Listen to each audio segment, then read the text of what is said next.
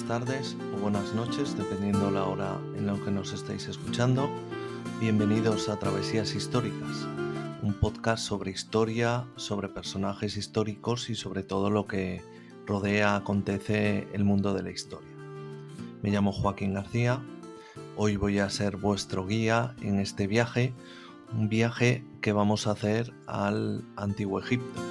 En este caso en concreto al Egipto tolemaico, al Egipto lágida. Hoy vamos a hablar sobre Manetón. Manetón, un sacerdote sebenita que resultó o que fue un personaje muy importante para la egiptología y también para parte de la historia. Manetón es conocido por su obra Egiptiaca, una obra que no ha llegado a nuestros días directamente, sí a través de otros autores. Y en este caso, en esta obra, Manetón refleja o escribe todos los gobernantes del Antiguo Egipto, desde la fundación del Estado del Reino como tal hasta sus días, hasta el momento de Ptolomeo I, Ptolomeo II. Se cree que él vivió, que Manetón vivió entre el reinado de Ptolomeo I y Sóter y Ptolomeo II Filadelfo, ¿vale? Así que llegaría la lista hasta ahí. Manetón divide su historia, la historia del Antiguo Egipto, en dinastías y empieza creando por la dinastía Cero, al cual él apoda la dinastía de los dioses. Pasada la de los dioses, tendríamos la primera dinastía con los reyes, con este caso con el fundador Menes o Narmer. Esta fuente es importantísima, que decir que es importantísima para la egiptología, pero también, queramos o no, ha trascendido a muchos aspectos de la historia futura, de Manetón. Hoy en día las dinastías son importantes, se habla siempre en los reinados de las familias o de las dinastías. Es un término que ha pervivido, que ha tenido bastante éxito en la historia, sobre todo en esa historia en la que se centraba en las instituciones, en los monarcas, en los reinados, y que especialmente viene de este, pues bueno, de esta obra. Egiptiaca no se conserva, hoy en día no ha llegado unos pequeños restos, pero no tenemos toda la obra completa.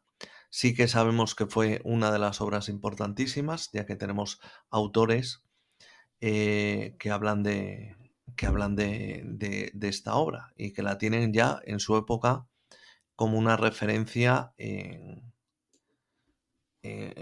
histórica. Estamos hablando de autores como Flavio Josefo, Julio Africano, San Eusebio de Cesarea, autores que hablan de Egiptiaca como una fuente en la cual se apoyan para pues defender o echar en tierra, echar por tierra, mejor dicho, perdonad, los argumentos que ellos tenían en sus obras. Como hemos dicho, Manetón es un monje, un sacerdote sebenita, ¿vale?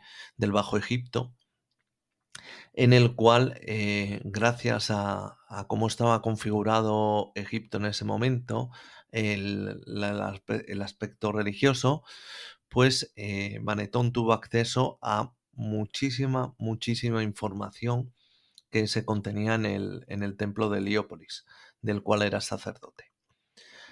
Con esta información es con la que Manetón hizo su obra y por la cual sabemos, por una parte, sabemos que es importante, que es una fuente fidedigna. Por otro lado, tenemos otras fuentes, como otras fuentes sobre los monarcas, sobre los faraones de Egipto, como el Canon de Turín, o otras fuentes en el cual hablan y coinciden con las obras de Manetón, con la obra de Manetón. Por eso, una vez contrastada, pues hoy en día la consideramos como una de las fuentes a tener en cuenta cuando hablamos de la historia de Egipto. Como bien sabemos, Manetón, o como lo he dicho antes, Manetón dividió su historia en 30 dinastías. Sabemos hoy en día que no tuvo en cuenta ciertos periodos intermedios y algunos faraones, sabemos que se le hizo una damnatio memoria porque no aparecen tampoco en los registros de Manetón, ni tampoco en otras fuentes que hablan de los faraones, vamos.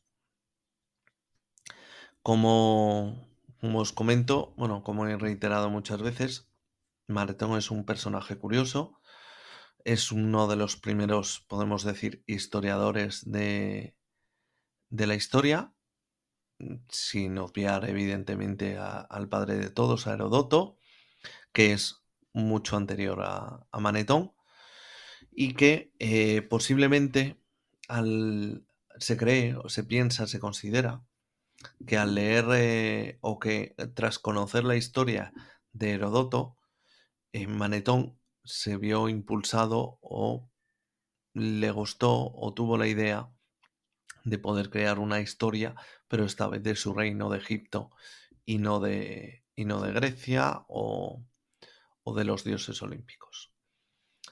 Hay que recordar, como hemos dicho al principio, se cree que Manetón vivió entre el reinado de Ptolomeo I y Ptolomeo II.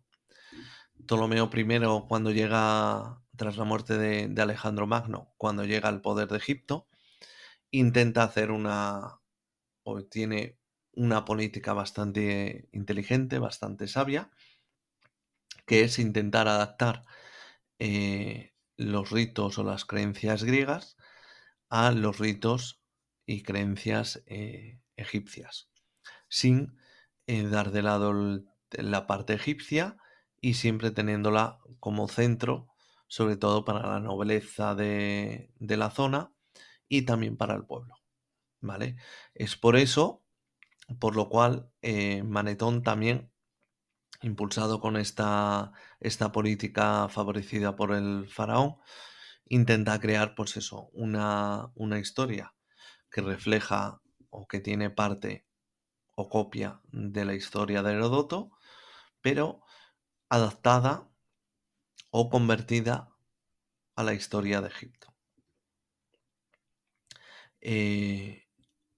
Bueno, podemos decir eso, entre las fuentes que sabemos que utilizó Manetón, pues tenemos las tablillas sagradas que estaban en el templo, las listas reales, el papiro de Turín no lo tuvo como fuente, pero sí que sabemos que, bueno, que muchas de las listas reales que utilizó son similares al famoso papiro de Turín. Como decía también en un momento, la obra de egiptiaca de Manetón no ha llegado entera a nuestras manos, pero como bien he dicho, llegó gracias a autores como Flavio Josefo o San Eusebio de Cesarea. Estos autores, al igual que otros muchos, vivieron en época romana pues los problemas o los conflictos entre la población civil, en este caso entre los judíos y la población no judía. Es por eso, por lo que autores como Flavio Josefo intentan utilizar o utilizan a Manetón como una fuente, un referente en el cual apoyar sus teorías, sus defensas y sus contraargumentos contra lo que estaba con lo que estaba viviendo. Así pues, como os estoy diciendo, pues Manetón es un personaje clave en la historia tolemaica de Egipto, pero también, como he dicho, es un personaje bastante importante, bastante interesante, que perdura hasta el día de hoy. Si miramos en época medieval, si miramos en época romana, si miramos en época moderna, si miramos en época contemporánea incluso, podemos ver cómo distintos personajes que llegan al arco histórico por su afán, por su interés de protagonismo, por sus hazañas, por sus hechos, y que también una vez conseguidos hay pues un cierto interés en crear la famosa dinastía en el cual, como imitando o copiando a los famosos faraones. Podemos, bueno, siempre dinastías, pues ya te digo, hay muchos autores que, que crearon o que buscan, perdonad, autores no, personajes históricos que buscan crear su dinastía. Podemos mencionar algunos de los reyes medievales. Por ejemplo, me viene ahora a la cabeza los reyes visigodos en España. El famoso Recaredo, Leovigildo, todos ellos que buscan pues tener su dinastía y mantenerse, y que su dinastía que se mantenga en el poder. Luego tenemos también, pues eso, otros personajes como Carlomagno, el cual también intenta, una vez llegado al poder, mantenerlo y que sean sus herederos lo que lo mantengan, que sigan en el poder, el famoso imperio carolingio. Tenemos también, bueno, de ahí el famoso imperio carolingio tras la división, tras la modificación, luego con el imperio español, sus reyes, la idea de crear de las familias dinásticas, de las familias, en este caso de los Austria, los pactos que hay entre familias, todo, se hace también con una idea de la creación, de la búsqueda de esa dinastía. Bueno, luego ha quedado hoy en día también como una palabra de cierto, aunque antigua, de cierto glamour, una palabra que está relacionada siempre con el poder. Y bueno, tenemos incluso series famosas cuyo título se llama así, Dinastía. Como veis, una palabra, una idea que tuvo Manetón y que con el paso del tiempo, sin quererlo, pues ha trascendido a más allá del tiempo y ha trascendido a través de la historia. Como obra, bueno, una idea que este es el primer capítulo, quería hablar de Manetón porque me parece bastante interesante, también porque me encanta la historia de Egipto y yo creo que es un buen comienzo. También me gustaría en este capítulo y en siguientes y futuros capítulos, podcast, siempre hablaros o mencionaros alguna fuente, algún elemento que os pueda servir de ayuda. En este caso, pues bueno, tenemos en español, gracias a la editorial Acal, tenemos la historia de Egipto de Manetón, todo lo que se ha podido recopilar a través de los escritos encontrados y es una edición creada por Jiménez Fernández y Jiménez Serrano, que crearon esta traducción, intentaron reconstruir esta fuente y que la verdad es una edición muy buena. Hay actualmente también incluso en edición de bolsillo y que incluso seguramente encontraréis por internet alguna copia de ello también para poder ver online. Os la recomiendo, es una fuente bastante interesante y si sois amantes o os gusta la egiptología, desde luego es una fuente que hay que tener y que hay que considerar como importante. Aunque ya cada vez hoy en día la egiptología no está tan atada a esta fuente o al papiro de Turín, sino más bien pues a otras fuentes que se han ido encontrando o incluso textos o los conocimientos que nos está aportando la arqueología. Bueno, concluimos este capítulo. Espero que no haya sido muy aburrido. Es mi primer capítulo de podcast. Y yo lo único que os pediría, si os gusta este podcast, pues que lo difundáis, que lo compartáis. Me da igual la plataforma, me da igual la forma, compartirlo.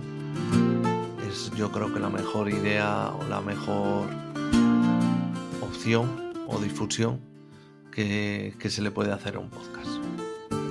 Muchas gracias por escucharme y hasta el próximo capítulo.